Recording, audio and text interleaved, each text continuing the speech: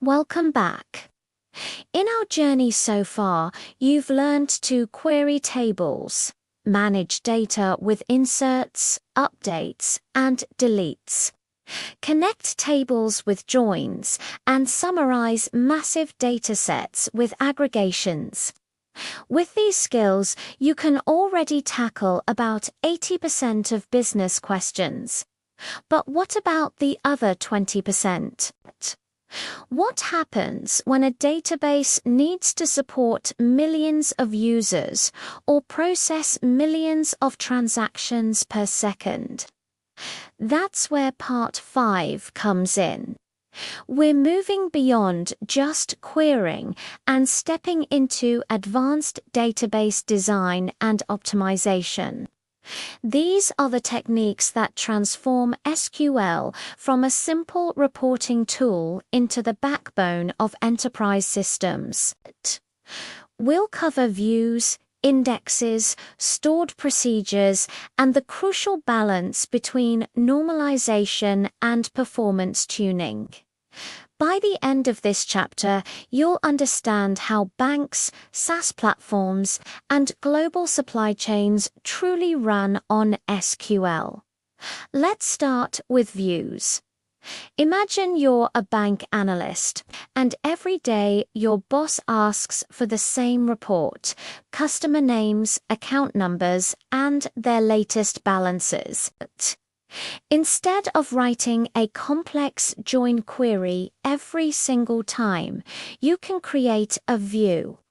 A view is simply a saved query that acts like a virtual table. You create a view called Customer Balances, and now anyone can just query it directly. Simplifying reporting for everyone and ensuring your KPIs are consistent. But what if that view is used constantly and starts to slow down? That's where indexed views come in. Think of it as a view with a superpower.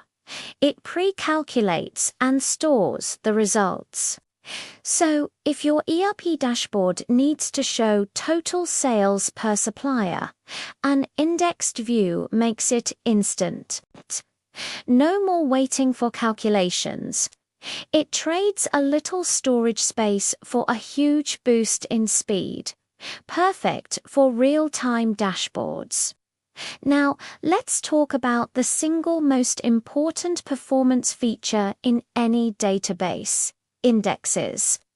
An index is like the index in the back of a book. Instead of scanning every single page to find what you need, you jump straight to the right spot. If an e-commerce site has 10 million customers, finding one by their ID without an index would be painfully slow. With an index, it's a matter of milliseconds. Banks index account numbers, SaaS apps index user IDs. It's everywhere, but they aren't free. They take up storage and can slow down data entry, so you have to use them strategically. Sometimes you filter by more than one thing at a time, like show me all orders for this customer in this year. For that, we use a composite index and index on both columns. This makes multi-filter queries incredibly fast. And even better, a covering index is one that contains all the data a query needs. The database doesn't even have to touch the main table, making it light. Next up, let's package our logic. Imagine your finance team needs a monthly revenue report. Instead of an analyst rewriting the same queries every month, you can build a stored procedure. It's a saved block of SQL code, like a mini program inside your database. You can even add parameters, so you can run the same procedure for different years or departments. This automates recurring tasks and turns your database into an active part of your business processes. And what about automatic reactions? That's what triggers are for. When a new order is placed, a trigger can automatically reduce the inventory count. If a bank transaction over $10,000 is logged, a trigger can flag it for compliance review. They make the database proactive, enforcing critical business rules automatically. All these tools depend on good database design. Normalization is the process of splitting data into related tables to reduce redundancy and improve data integrity.